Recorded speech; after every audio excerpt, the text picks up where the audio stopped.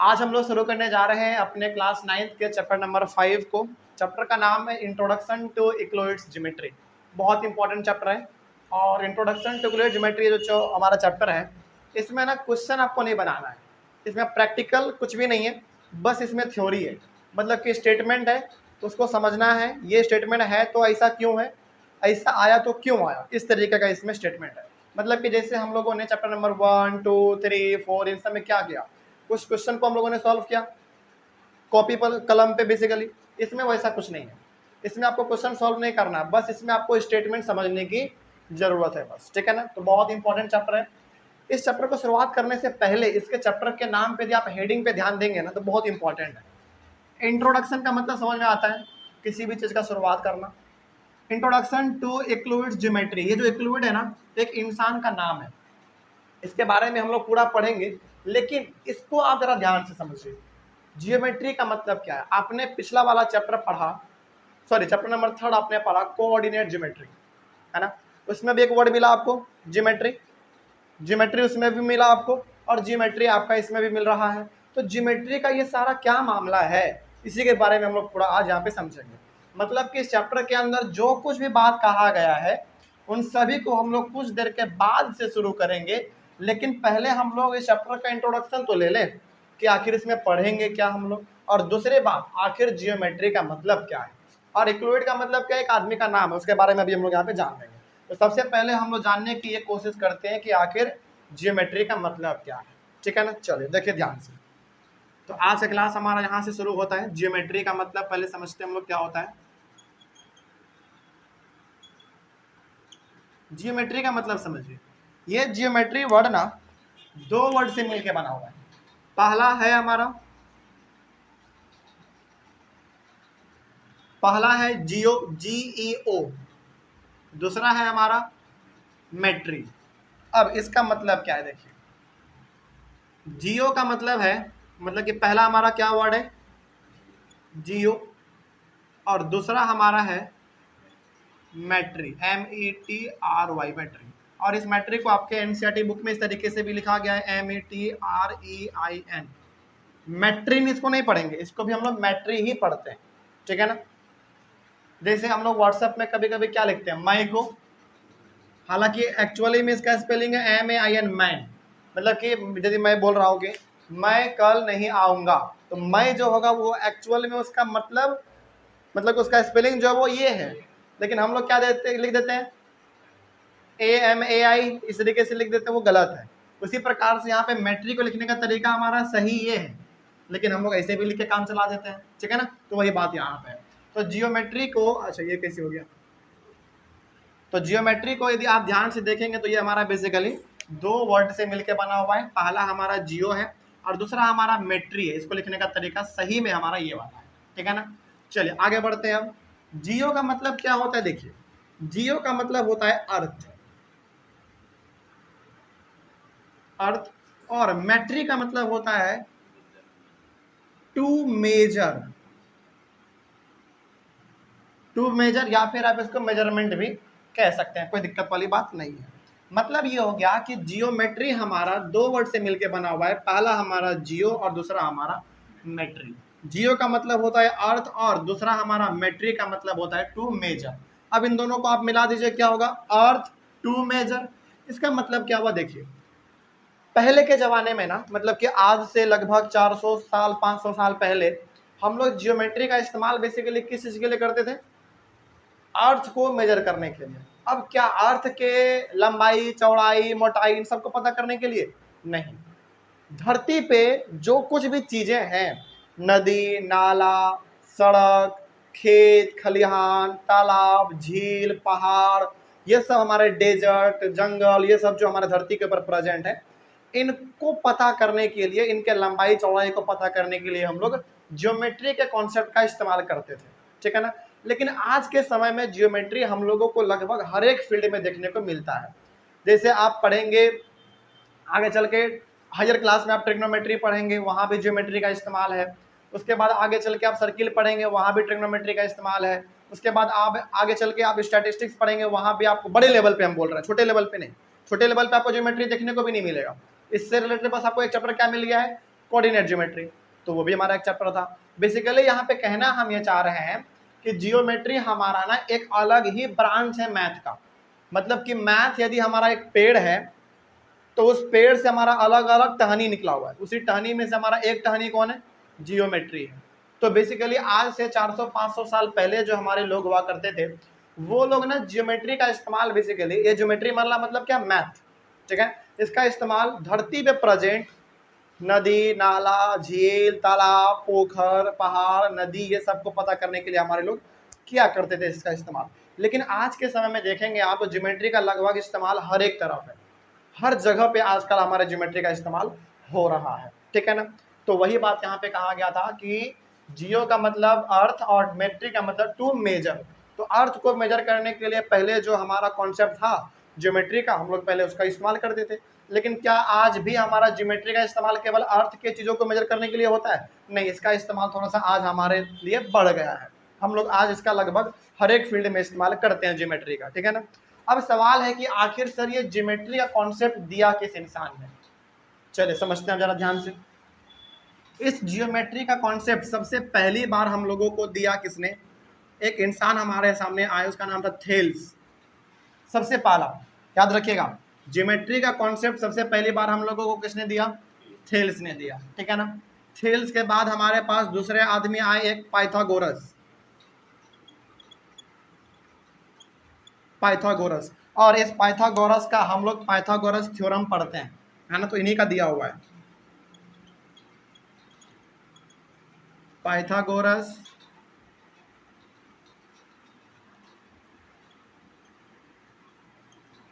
Theorem. और Pythagoras theorem क्या होता है? H square equals to P square plus B square. तो ये जो आप पाइथागोरस थ्योरम पढ़ते हैं ये इन्हीं इंसान का दिया हुआ है, ठीक है ना। मतलब कि कोऑर्डिनेट ज्योमेट्री का सबसे पहली बार शुरुआत किया थेल्स जी ने, ये भी बहुत बड़े मैथमेटिशियन थे। उनके बाद इनमें जो कसर रह गया, इनमें जो पूरा नहीं हो पाया, इनके चले जाने के बाद फिर उसको पूरा किसने किया? पाइथागोरस ने किया। और पाइथागोरस में जो कुछ कमी रह गया इसको पूरा कर दिया हमारे इक्लोइड साहब ने,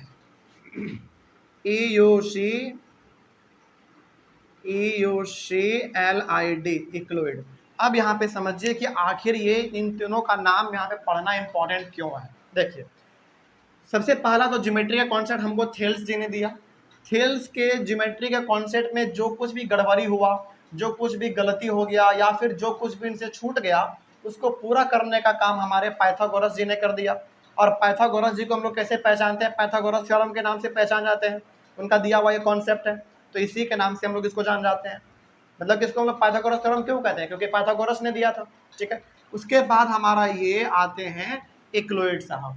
इन्होंने क्या कहा? इन्होंने कहा कि देखो भाई थेल्स, तुमने जो ज्योमेट्री का कॉन्सेप्ट लोगों को दिया ना वो ठीक है, इसमें कोई दिक्कत नहीं है। पाइथागोरस को भी कहा कि देखो तुम भी जो दिए हो ना तुम्हारा भी ठीक है, तुम्हारा कहना भी ठीक है, लेकिन तुम दोनों का कहना ना लोगों को उटपटांग लग रहा है। उटपटांग लग रहा है मतलब ये हो गया कि कुछ अलग बातें इन्होंने कहा, कुछ अलग बातें इन्होंने कह दिया। तो लोग जब आने वाले समय में ज्योमेट्री को पढ़ने लगे ना तो लोगों को कन्फ्यूजन होने लगा कि भाई आखिर ज्योमेट्री का बात माने तो माने किसका? थेल्स का माने कि पाइथागोरस का माने? क्योंकि दोनों ने अपना अलग अलग कॉन्सेप्ट दिया था। क्योंकि हमने क्या बताया? हमने बताया कि जो कसर, जो कमी थेल्स में रह गया उसको पूरा करने का काम पाइथागोरस ने किया। तो जब लोग इन दोनों को पढ़ने लगे, ज्योमेट्री का कॉन्सेप्ट पढ़ने लगे, तो लोगों को ना दो ज्योमेट्री का कॉन्सेप्ट मिला, एक थेल्स जी का और एक पाइथागोरस का। तो लोगों का ना कन्फ्यूजन बढ़ गया यहाँ पे। उनको लगा कि भाई ज्योमेट्री तो दोनों ने बताया, लेकिन सवाल है कि हम किसके ज्योमेट्री के कॉन्सेप्ट को माने, थेल्स जी का या पाइथागोरस का? तो यहाँ पे लोगों को क्या हो गया? कन्फ्यूजन हो गया। इसी कन्फ्यूजन को दूर करने के लिए हमारे बीच में आते हैं एक बहुत बड़े मैथ के टीचर, बहुत बड़े मैथमेटिशियन, उनका नाम था इक्लोइड। इन्होंने क्या किया? बेसिकली इन्होंने सबसे पहला इन दोनों के काम में जो कसर रह गया, जो नहीं ये दोनों पूरा कर पाए, उनको पहली बात पूरा इसने किया। दूसरी बात, इन्होंने इन दोनों के काम को एक जगह पे क्या कर दिया? इकट्ठा कर दिया। इकट्ठा कर दिया मतलब कि दोनों को लोगों को बार बार ना पढ़ना पड़े, बल्कि एक ही जगह पे दोनों के कॉन्सेप्ट को आके हम लोग क्या कर देंगे? बाइंड कर देंगे और लोगों को जाके किताब पकड़ा देंगे, भैया आप ये पढ़ लो, बस दोनों को पढ़ने की जरूरत नहीं है। तो बेसिकली लोगों का कन्फ्यूजन दूर करने के लिए हमारे सामने आए इक्लुइड जी। इन्होंने क्या किया, इन दोनों के वर्क को, इन दोनों ने जो भी काम किया था ज्योमेट्री के ऊपर, इन दोनों को सिंप्लीफाई करके एक छोटा सा किताब बना के लोगों को दे दिया। और उस किताब में याद रखिएगा, उस किताब में केबल और केबल इन दोनों का काम नहीं छुपा हुआ है। मतलब कि इन दोनों ने जो ज्योमेट्री का कॉन्सेप्ट दिया वो तो उसमें है ही, साथ ही साथ इक्लुइड जी ने भी अपना कुछ कॉन्सेप्ट उसमें दिया है, ठीक है ना। तो यहाँ पे, यहाँ तक यदि आपसे कोई पूछे तो यहाँ पे आप ये बताइएगा कि देखिए, ज्योमेट्री का मतलब होता है जियो और मेट्री। जियो का मतलब अर्थ और मेट्री का मतलब मेजर। तो पहले के लोग अर्थ के सामानों को, जैसे धरती, पहाड़, नाला, ये सब को मेजर करने के लिए हमारा ज्योमेट्री का कॉन्सेप्ट इस्तेमाल करते थे। लेकिन सवाल है कि ज्योमेट्री का कॉन्सेप्ट दिया किसने? सबसे पहला थेल्स, उसमें जो कसर रह गया, कमी रह गया, उसको पूरा किया किसने? पाइथागोरस ने। और अब लोगों ने जब इन दोनों को पढ़ना शुरू किया तो लोगों के माइंड में ना कन्फ्यूजन होने लगा कि भाई माने तो माने किसका कॉन्सेप्ट हम, क्योंकि दोनों अलग अलग बात कह रहा है। तो यहाँ पे हमारे सामने आते हैं एक बहुत बड़े मैथमेटिशियन और एक बहुत बड़े मैथ के टीचर इक्लुइड। इन्होंने क्या कहा? इन्होंने कहा कि देखो भाई, तुम जो कॉन्सेप्ट दिए हो ना वो भी सही है, कोई दिक्कत नहीं है। पाइथागोरस तुम भी जो दिए हो वो भी सही है, लेकिन तुम दोनों को पढ़ने में लोगों को बहुत ज़्यादा समस्या हो रहा है, कन्फ्यूजन हो जा रहा है, किसको माने लोगों को पता ही नहीं चल रहा।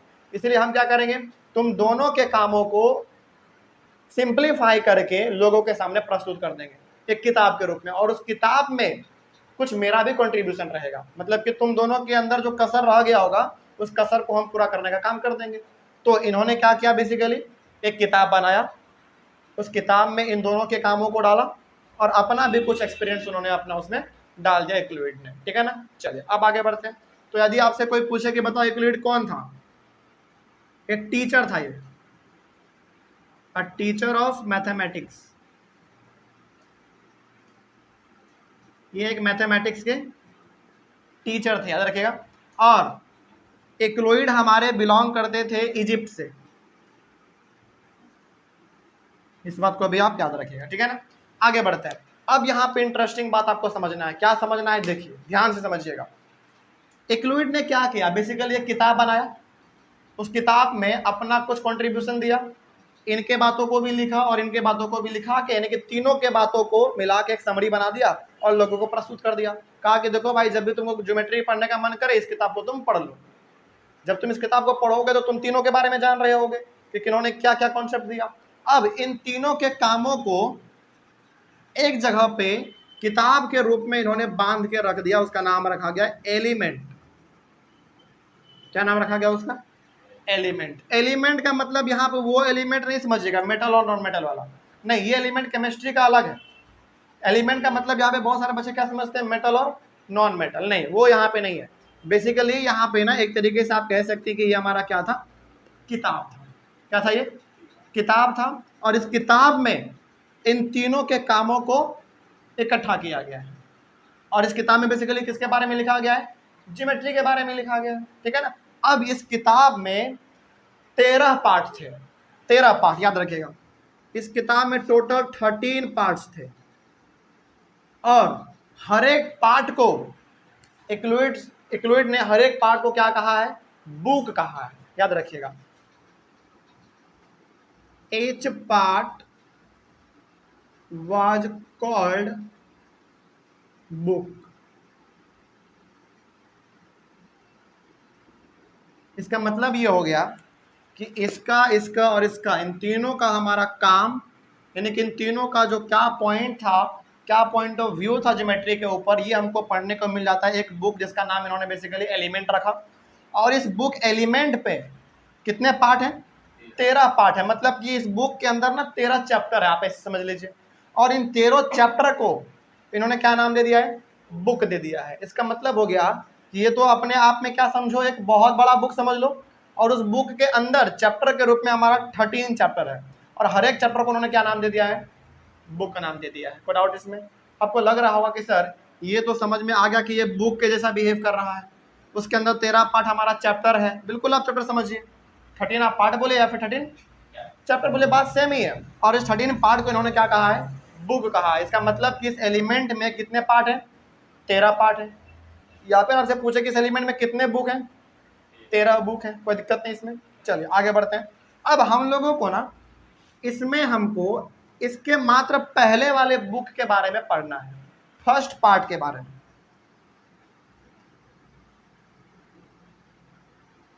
फर्स्ट पार्ट ऑफ एलिमेंट, इसका मतलब हो गया कि 13 पार्ट हमारे पास थे इस एलिमेंट में। इस 13 पार्ट में से जो पहला वाला पार्ट है ना, इसके बारे में ही हम लोगों को इस पूरे क्लास 9th में पढ़ना है। मतलब कि हमको 13 के 13 पार्ट के बारे में नहीं पढ़ना है, 13 पार्ट में से जो पहला वाला पार्ट था उसके बारे में हम लोगों को यहाँ पे पढ़ना है। तो फर्स्ट पार्ट ऑफ एलिमेंट, और याद रखिएगा इस बात को, पहले वाले पार्ट में 23 डेफिनेशंस हैं। कितने डेफिनेशंस? 23 डेफिनेशन का मतलब है कि पहले वाले पार्ट में एक्लुइड ने 23 अलग अलग टॉपिक के बारे में हम लोगों को बताया है। मतलब कि 23 अलग अलग चीज़ों के बारे में इन्होंने हमको बताया है। तो आप इसको एक बार थोड़ा सा पूरा एकदम एक बार में इसे समझ लीजिए। सबसे पहला हमारे सामने कौन आया ज्योमेट्री का कॉन्सेप्ट देने के लिए? थेल्स। उसके बाद फिर पाइथागोरस। इन दोनों के कामों में जो कसर रहा उसको पूरा करने का काम हमारा किसने किया? एक्लुइड ने कर दिया। और एक्लुइड ने जब काम किया तो अपना भी उन्होंने अपना कुछ उसमें कंट्रीब्यूशन दिया है। और इन तीनों के कामों को एक जगह पे पाइल अप कर दिया गया, वो हमारा कहला गया एलिमेंट। और इस एलिमेंट के अंदर बेसिकली आप इसको क्या मानेंगे? एक किताब मान लीजिए, सिंपल सा बात है। और इस किताब में कितने पार्ट? 13 पार्ट, मतलब कि 13 चैप्टर, आप इसको समझो। और इन 13 चैप्टर को इन्होंने क्या नाम दे दिया है? बुक कहा है। बुक को आप छोड़ दो, भूल सकते हो मेरे हिसाब से, आप कंफ्यूजन हो सकता है, आपको छोड़ दो इसको। आप केवल समझो कि हमारा एलिमेंट क्या था? एक बुक था, उसमें कितने पार्ट थे? 13 पार्ट थे, यानी कि 13 चैप्टर थे। एडिशनल जानकारी के लिए बस याद रख लीजिए कि हर एक 13 पार्ट को उन्होंने क्या कह दिया है? बुक कह दिया है। लेकिन कितने पार्ट?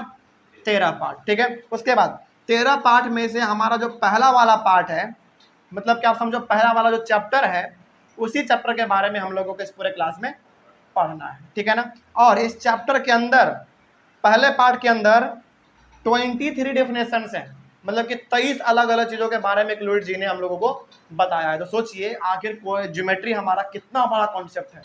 मतलब कि टोटल इसमें हमारा 13 पार्ट है, और 13 पार्ट में से हमारा पहला वाला पार्ट के अंदर ही 23 डेफिनेशन है। सोचो अभी तो हमारा फिर 12 बच गया है। तो 12 को जब हम लोग पढ़ेंगे तो कितना लंबा चला जाएगा हमारा ज्योमेट्री। तो क्लास 8, 9, 10 में जब ज्योमेट्री पढ़ेंगे ना, ये बहुत ही बच्चा लेवल का है, बहुत ही बेसिक है।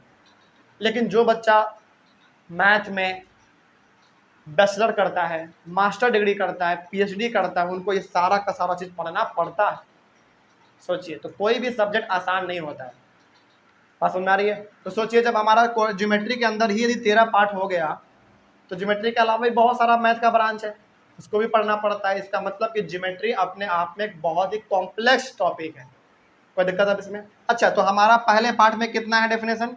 23 डेफिनेशन है। लेकिन क्या हमको इस क्लास में 23 के 23 डेफिनेशन पढ़ने हैं? नहीं, हम लोगों को बस एक्लुइड साहब के इस चैप्टर में खास करके 7 डेफिनेशन के बारे में पढ़ना है। टोटल कितने डेफिनेशन के बारे में?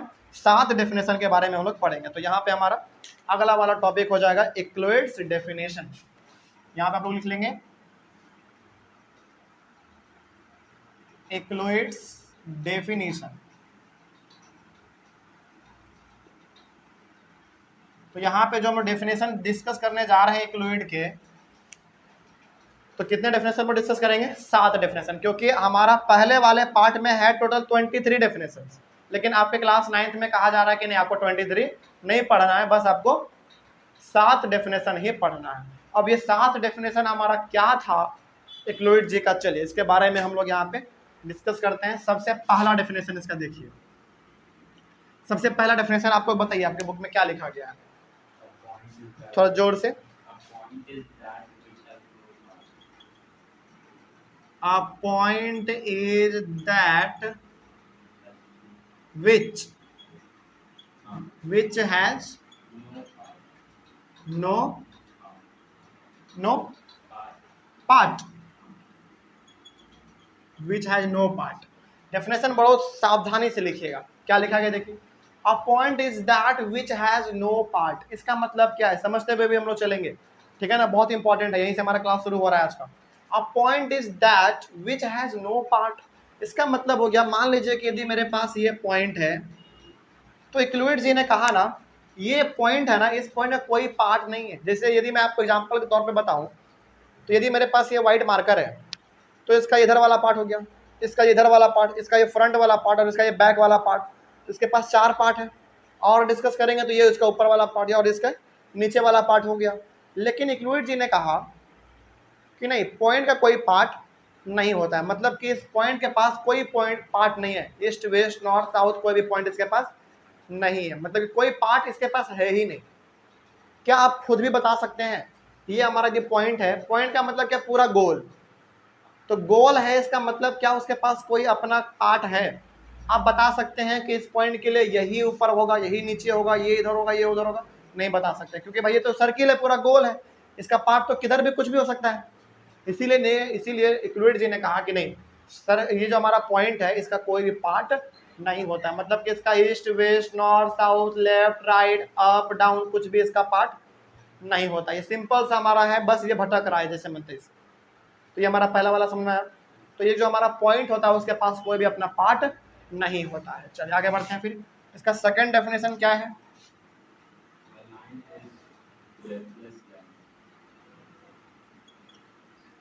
A line is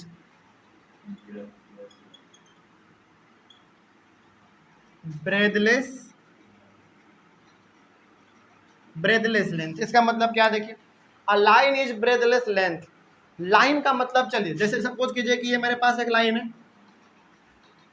तो इक्लुइड जी ने कह रहा है ना, इक्लुइड जी कह रहे हैं कि देखो एक लाइन के पास ना लेंथ तो होता है, लेकिन लंबाई तो होता है, लेकिन एक लाइन के पास ब्रेड नहीं होता, चौड़ाई नहीं होता उसके पास। अब आप बोलोगे कि सर लंबाई तो हमको दिख रहा है, इसका चौड़ाई भी हम चाहें तो मेजर कर सकते हैं, हालांकि बहुत ही कम आएगा, लेकिन मेजर तो कर सकते हैं। नहीं, आप कर सकते हैं। क्यों नहीं कर सकते बताते हैं। देखिए इक्लुइड जी ने ऐसा कॉन्सेप्ट हमको क्यों कहा, इसलिए कहा कि देखो, हालांकि एक्चुअली में लाइन हमारा इतना मोटा होता नहीं, क्योंकि मार्कर का ये जो ऊपर वाला हिस्सा है वो तो इतना मोटा है, इसीलिए हमारा इतना बड़ा हो जा रहा है। लेकिन आप पेंसिल से या फिर आप पेन से जब लाइन को खींचते हो, तो क्या उसका जो चौड़ाई होता है ब्रेड, आप उसको मेजर कर सकते हो क्या? हालांकि आप मेजर करना चाहेंगे तो कर लेंगे, लेकिन क्या वैल्यू आएगा, बिल्कुल ना के बराबर, बहुत छोटा वैल्यू आएगा। इसीलिए इक्लुइड जी ने कहा कि एक लाइन के पास लेंथ तो होता है, लेकिन ब्रेड नहीं होता है। हालांकि आज के दुनिया में यदि हम लोग डिस्कस करेंगे कि भाई क्या लाइन का कोई ब्रेड नहीं होगा, ब्रेड तो होगा, आज के दुनिया में होगा, लेकिन बहुत ही कम होगा। इतना कम होता है कि हम लोग उसको ना के बराबर समझ लेते हैं। और याद रखिएगा, ये कॉन्सेप्ट जो हम लोग आज पढ़ने जा रहे हैं, ये कॉन्सेप्ट आज से बहुत समय पहले का दिया हुआ था, तो उतना हम लोगों को उस समय पर उतना टेक्नोलॉजी नहीं था। आज तो हम लोग यदि एक छोटा सा माइक्रो ऑर्गेनिज्म भी हो, उसको भी पता कर लेते हैं कि हाँ भाई ये जिंदा है, उसको मैग्नीफाई करके बहुत बड़ा दिखा देते हैं। लेकिन क्या आज से आप 800 100 900 साल पहले आप चले जाएंगे तो क्या बता सकते थे कि माइक्रो ऑर्गेनिज्म जैसा भी कुछ चीज़ होता है? नहीं बता सकते थे। तो वही बात यहाँ पे, तो जो हम लोग यहाँ पे पढ़ने जा रहे हैं ना, हालांकि आगे वाले क्लास में भी जो हम लोग पढ़ेंगे, आपको लगेगा ना कि यार इसमें नया क्या है, तो हम लोग पहले से जानते हैं। नहीं, नया आज के लिए, आपके लिए बिल्कुल वो बात पुराना हो गया आपके लिए, लेकिन आज से 800 साल 900 साल पहले यह बात बिल्कुल भी नया था। तो 800 साल 900 साल पहले कोई भी आदमी जब इसको लाइन खींचा ना, तो उनको लगा कि भाई लाइन के पास लेंथ तो होता है, लेकिन इसके पास ब्रेड नहीं होता है। बिल्कुल सही बात है।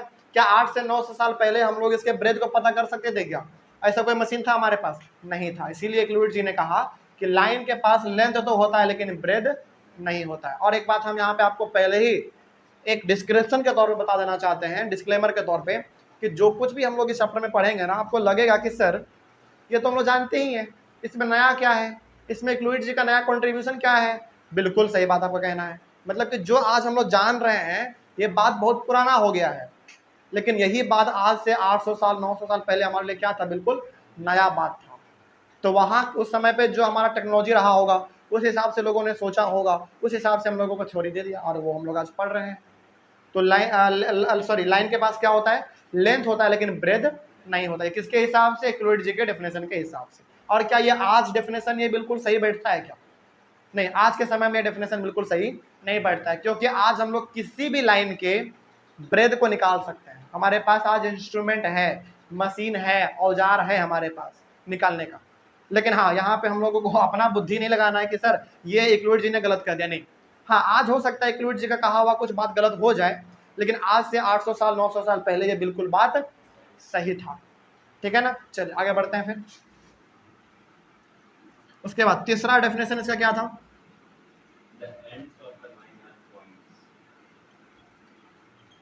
The ends of a line are, ये बहुत इंपॉर्टेंट बात कहा इन्होंने और ये आपको भी मानना पड़ेगा। क्या है देखिए, इन्होंने कहा the ends of a line are points, मतलब कि आपको मालूम है यदि हमारा कोई भी लाइन होता है तो वो लाइन किससे मिलकर बना होता है? बहुत सारे पॉइंट से मिलकर बना होता है। जैसे मान लीजिए यदि मेरे पास ये बहुत सारे पॉइंट है, इन्हीं सारे पॉइंट को यदि हम एक साथ मिला देंगे तो लाइन हमारा बन जाएगा। तो लाइन जो हमारा शुरू हो रहा है वो इस पॉइंट से शुरू हो रहा है और ख़त्म होगा हमारा इस पॉइंट पे जाके। तो चलिए इसको मिलाते हैं पहले, उसके बाद बताते हैं आपको ये क्या कहना चाह रहा है। मतलब कि ये जो हमने लाइन खींचा, इस लाइन के हर एक मोड़ पे क्या है? पॉइंट है, और सब पॉइंट अपने आप में एक खास दूरी पे है। तो हमारा ये लाइन शुरू हुआ पॉइंट से, लाइन ख़त्म हुआ हमारा पॉइंट पे। तो क्या हम लोग कह सकते हैं कि the ends of a line are points, मतलब कि हमारा जो लाइन ख़त्म होता है कहीं पे वो जाके पॉइंट पे ही ख़त्म होगा, क्योंकि लाइन भी अपने आप में पॉइंट से ही मिलकर बना हुआ है। कोई दिक्कत नहीं। चलिए आगे बढ़ते हैं फिर। उसके बाद फिर आप इसका चौथा डेफिनेशन बताइए क्या है। एक minute. A straight line is a line which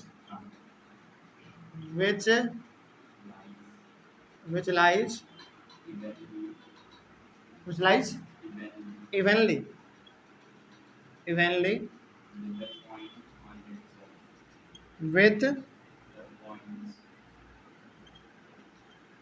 with the points on itself। पिछला वाला पॉइंट जो हमने समझाया आपको वो आप समझ गए, तो वही चीज़ हमारा इसलिए भी क्या है, a straight line is a line which lies evenly with the points on itself. वही बात है, मतलब कि यदि हमारा ये कोई एक स्ट्रेट लाइन है तो स्ट्रेट लाइन किस पे लाई कर रहा है? बहुत सारे पॉइंट्स पे लाई कर रहा है, क्योंकि पॉइंट से ही मिलके हमारा लाइन बनता है। तो वही बात यहाँ पे होगा। तो हर एक पॉइंट, हर एक मोड़ पे क्या है हमारा? पॉइंट है। इन्हीं सारे पॉइंट को मिला दो तो एक स्ट्रेट लाइन हमको मिल जाएगा। तो वही इसका कहने का मतलब था। कोई दिक्कत इसमें? चलिए आगे बढ़ते हैं फिर। तो यहाँ पे दोनों बात बिल्कुल कहने का तो मतलब सेम ही है, लेकिन दोनों थोड़ा सा अलग है। इसमें कहा गया है कि कोई भी लाइन होगा उसका जो एंड पॉइंट होगा वो क्या होगा? पॉइंट होगा। और ये कहा गया है कि कोई भी स्ट्रेट लाइन है तो वो लाइन किससे मिलकर बना हुआ है, यानी किसके ऊपर बना हुआ है? पॉइंट्स पे बना हुआ है। ठीक है, तो ये हमारा चौथा डेफिनेशन हो गया। पांचवा डेफिनेशन क्या है इसका?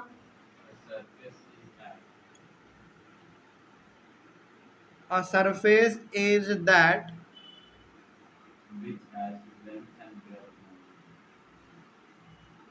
which has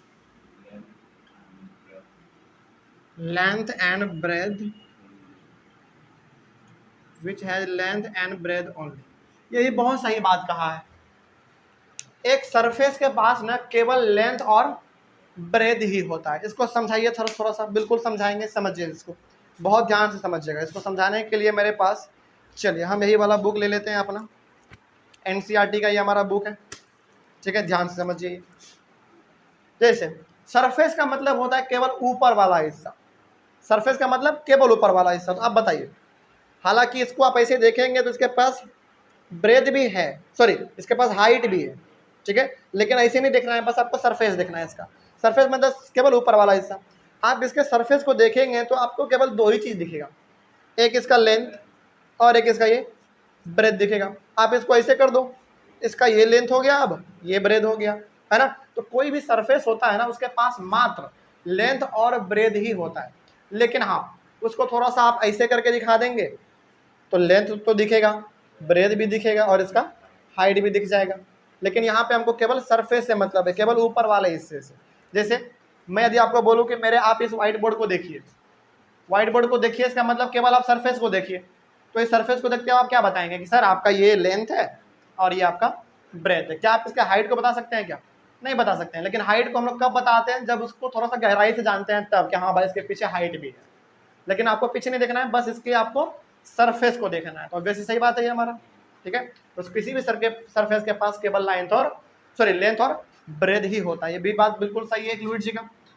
6वें नंबर पे क्या है बताइए?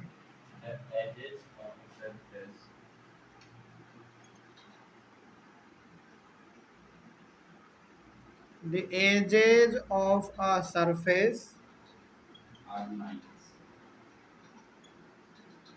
लाइन्स। बिल्कुल सही बात है ये वाला भी। जैसे मान लीजिए कि मेरे पास ये एक फिगर है, यदि मेरे पास ये एक फिगर है मान लीजिए, और यहाँ पे एक पॉइंट ये 2 3 4, ठीक है ना, ये हमारा सरफेस है। तो इस सरफेस के पास सबसे पहले आपको बताइए क्या दिख रहा है, एक लेंथ और केवल ब्रेथ ही दिख रहा है, ठीक है ना, ये इसका लेंथ हो गया और ये इसका ब्रेथ हो गया, ठीक है। और कहा है कि सरफेस का जो एज है ना वो भी अपने आप में एक लाइन है। एज का मतलब क्या था, कोना, एक कोना, दो कोना, तीन और ये चार कोना। तो आप इस कोने को इससे मिलाइए, क्या एक लाइन बना, बिल्कुल बना। क्या इसको इससे मिलाने से लाइन बना, बिल्कुल बना। यहाँ भी लाइन बना, यहाँ भी लाइन बना। मतलब कि जब हम लोग एक सरफेस के कोने को मिला देते हैं तो हमारा एक लाइन बन जाता है। तो वही बात यहाँ पे कहा गया था, the edges of a surface are lines. तो किसी भी सरफेस का जो एज होता है, मतलब कि जो हमारा पॉइंट होता है, कोना जो होता है, उसको आप मिला दोगे तो बिल्कुल आपको एक लाइन बनता है, एक लाइन मिलता है आपको। कोई दिक्कत है इसमें? चलो आगे बढ़ते हैं। तो ये हमारा कहने का मतलब ये था। तो ऐसा ऐसा टोटल 23 डेफिनेशन है, लेकिन हम लोगों को 23 नहीं मात्र 7 डेफिनेशन पढ़ना है। एक लास्ट वाला क्या है बताइए? A plane surface, a plane surface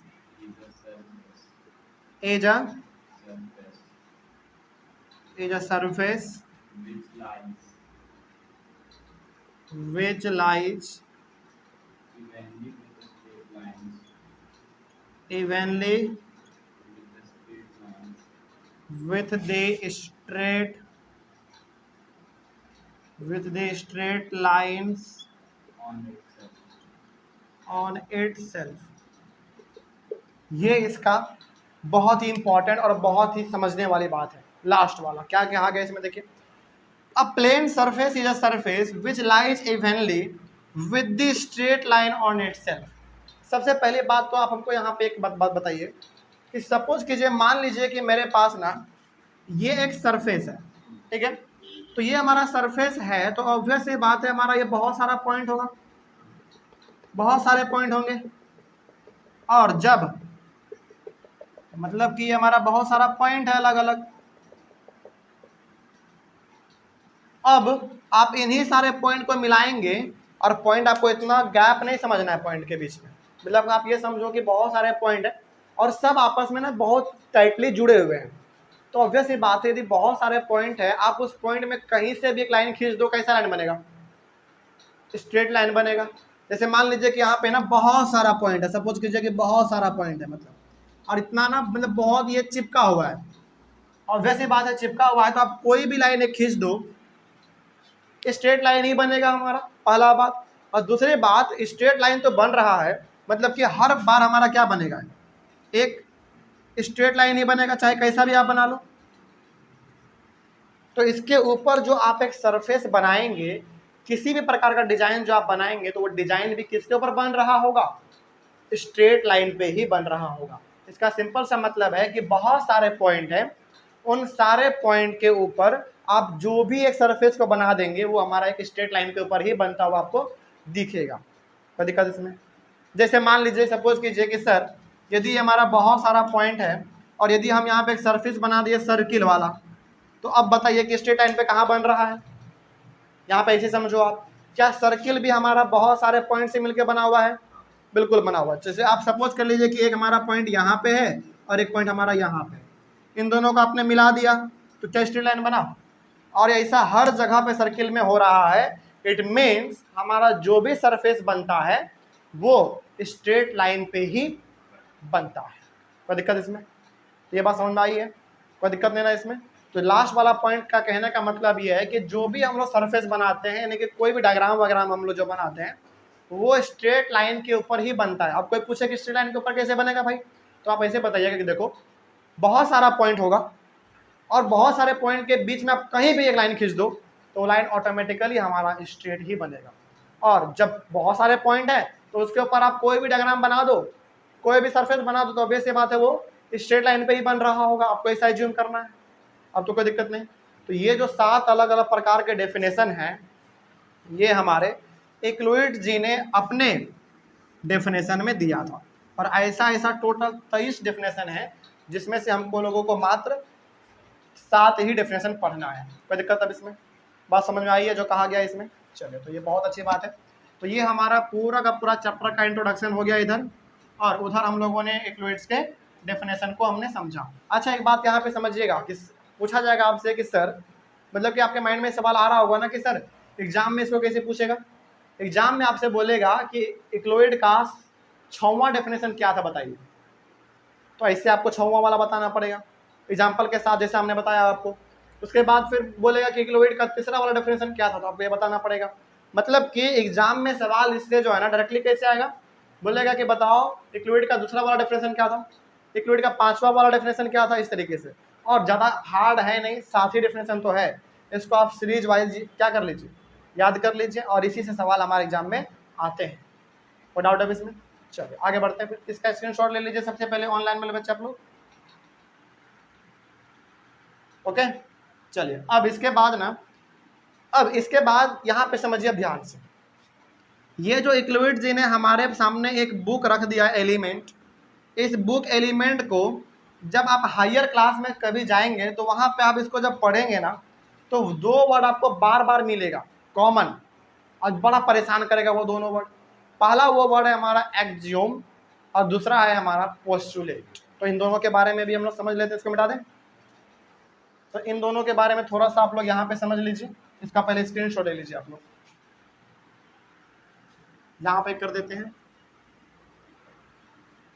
ये भी समझना बहुत इंपॉर्टेंट है, मतलब कि हालांकि आगे फ्लूइड एक्सियोम के बारे में और पोस्टुलेट्स के बारे में हम लोगों को डिटेल में पढ़ना है।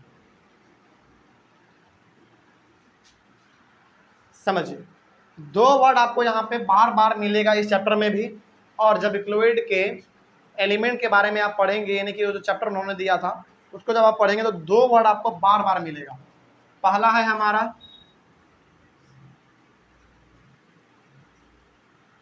AXIOMS,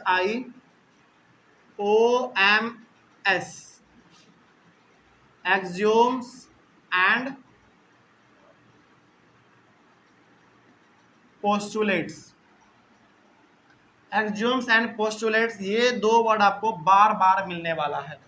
और एक्सियोम के बारे में डिटेल हम लोग पढ़ेंगे इस चैप्टर में, और पोस्टुलेट्स के बारे में भी हम लोग डिटेल में जानकारी इस चैप्टर के अंदर लेंगे। लेकिन सवाल है कि सर आखिर ये है क्या? समझिए, कुछ चीजें ना फ्लूइड जी ने हम लोगों को कहा कि देखो, कुछ चीजें हैं जो कि आपको चुपचाप मान लेना है, स्वीकार कर लेना है, उसके ऊपर आपको सवाल नहीं उठाना है। मतलब कि भैया ये हुआ तो क्यों हुआ। जैसे हम लोग कहते हैं ना कि ट्रायंगल का सम 180 डिग्री होता है, तो हम लोग उसको प्रूफ भी करते हैं कि भाई 180 क्यों हुआ। उसी प्रकार से आगे चल के हम लोग पढ़ेंगे लाइन्स एंड एंगल्स में कि लीनियर पेयर का सम 180 होता है। क्यों होता है भाई, उसको हम लोग प्रूफ भी करेंगे। मतलब कि संसार में कुछ ऐसी भी चीजें हैं जिसको प्रूफ करने की जरूरत पड़ती है कि भैया ये हुआ तो क्यों हुआ। लेकिन कुछ चीजें ऐसे भी हैं हमारे संसार में जिसमें आपको उंगली खड़ा नहीं करना है, सवाल खड़ा नहीं करना कि ये हुआ तो क्यों हुआ, चुपचाप उसको आप स्वीकार लेंगे।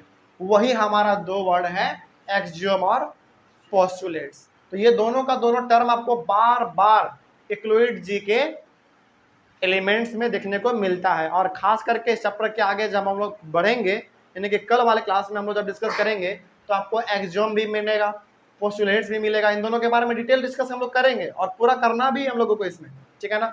तो ये हम लोग करेंगे, लेकिन इन दोनों के बारे में कुछ कॉमन बातें हैं, उसको आप जैसे पहले जान लीजिए। जैसे both are statements, both are statements का मतलब है कि एक्सियोम और पोस्टुलेट्स दोनों में ना कुछ कुछ डेफिनेशन लिखे गए हैं, 5-5, 7-7, 8-8 डेफिनेशन दोनों में लिखे गए हैं स्टेटमेंट के रूप में। तो ये भी और ये भी हमारा क्या है, स्टेटमेंट है। पहला बात, इसके बारे में जब हम लोग पढ़ेंगे ना तो आपको लगेगा कि हाँ वाकई में क्या था, स्टेटमेंट था। मतलब एक सीधा सा लाइन लिखा हुआ है, पहला लाइन, दूसरा लाइन, तीसरा लाइन, इस प्रकार से। तो एक्सियोम और पोस्टुलेट दोनों अपने आप में स्टेटमेंट है। उसके बाद दूसरा, they have no proof, they have no proof, मतलब ये हो गया कि जब हम लोग एक्सियम और पोस्टुलेट्स को पढ़ रहे होंगे ना, तो अब आप हमसे ये सवाल नहीं पूछ सकते कि सर ये क्यों हुआ, क्यों हुआ, क्यों नहीं पूछ सकते हैं, क्योंकि इक्लुइड जी ने कहा कि देखो कुछ संसार में ऐसी चीजें हैं जिसके लिए आपको सवाल नहीं करना है, चुपचाप उसको आप मान लीजिए, बस बात खत्म। जैसे क्या आप आज तक जापान गए हैं? एग्जाम्पल बताते हैं आपको, एग्जाम के भी आप जापान गए हैं? नहीं गए हैं। क्या आपने जापान कभी देखा है? नहीं देखा है, लेकिन आप मानते हैं ना कि हाँ जापान है। मतलब कि ये हो गया, कुछ चीजें संसार में ऐसी होती हैं जिसके जो है कि नहीं है पता नहीं हमको, हम गए हैं कि नहीं गए ये भी नहीं पता हमको, बस आप क्या कर लो, चुपचाप उसको मान लो। तो वही हमारा यहाँ पे भी कहा गया है कि एक्सियम और पोस्टुलेट ऐसे स्टेटमेंट है जिसके ऊपर आपको दिमाग नहीं लगाना है कि सर ऐसा क्यों हुआ, ठीक है, उसको चुपचाप क्या कर लेना है, मान लेना है कि हाँ भाई जब लिखा हुआ है तो सही होगा, इस तरीके से आपको मान लेना है। तो इसमें प्रूफ की कोई जरूरत नहीं पड़ती है। उसके बाद तीसरा इसमें पॉइंट है, दे आर यूनिवर्सली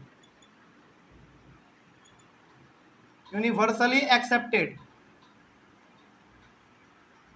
मतलब कि एक्सियम और पोस्टुलेट्स को आज दुनिया का हर कंट्री में इसको लोग क्या करते हैं, एक्सेप्ट करते हैं। मतलब कि जब जब वो लोग इक्लुइड के ज्योमेट्री को पढ़ते हैं तब तक उनको ये चीज पढ़ना पड़ता है। अब ऐसा मत समझिएगा कि इक्लुइड ज्योमेट्री को केवल इंडिया में पढ़ रहे हैं हम लोग, नहीं, अमेरिका, ऑस्ट्रेलिया, जापान, हर जगह पे हम लोग इसको पढ़ते हैं। मतलब कि ये हमारा जो है ना यूनिवर्सली एक्सेप्टेड है, हर प्रकार के लोगों ने इसको क्या किया है, एक्सेप्ट किया है। मतलब कि कुछ ऐसी चीजें हैं जिसको प्रूफ की जरूरत नहीं है, चुपचाप आप उसको मान लीजिए। और ये केवल हमने नहीं माना है बल्कि दुनिया के हर एक प्रकार के लोगों ने इसको मान लिया है कि हाँ भाई बहुत बड़े मैथमेटिशियन थे, उन्होंने कहा तो सही कहा होगा, ठीक है। तो ये हमारा हो गया। उसके बाद इसके बाद ना यहाँ पे आप ध्यान समझिए, एक्सियम का इस्तेमाल हम लोग कहाँ पे करते हैं और पोस्टुलेट्स का इस्तेमाल हम लोग कहाँ करते हैं, ये आपके लिए समझने लायक है।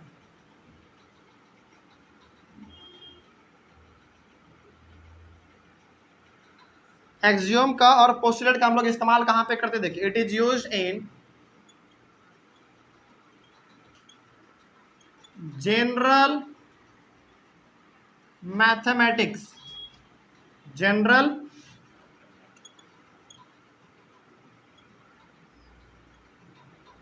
मैथमेटिक्स, इट इज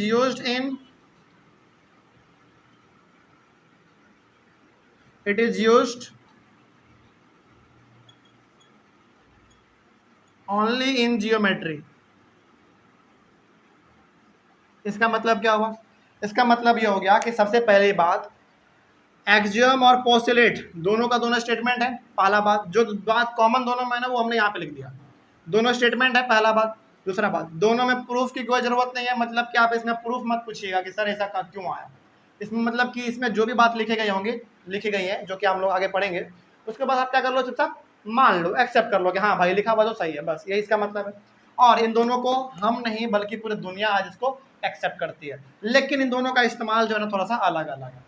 एक्सियम का इस्तेमाल हम लोग जनरल मैथमेटिक्स में करते हैं, जो हम लोग मैथमेटिक्स अपने एवरीडे लाइफ में डेली पढ़ते हैं। तो जो जनरल मैथ है जो हम लोग डेली पढ़ते हैं उसमें हम लोग एक्सियम का इस्तेमाल करते हैं, ठीक है।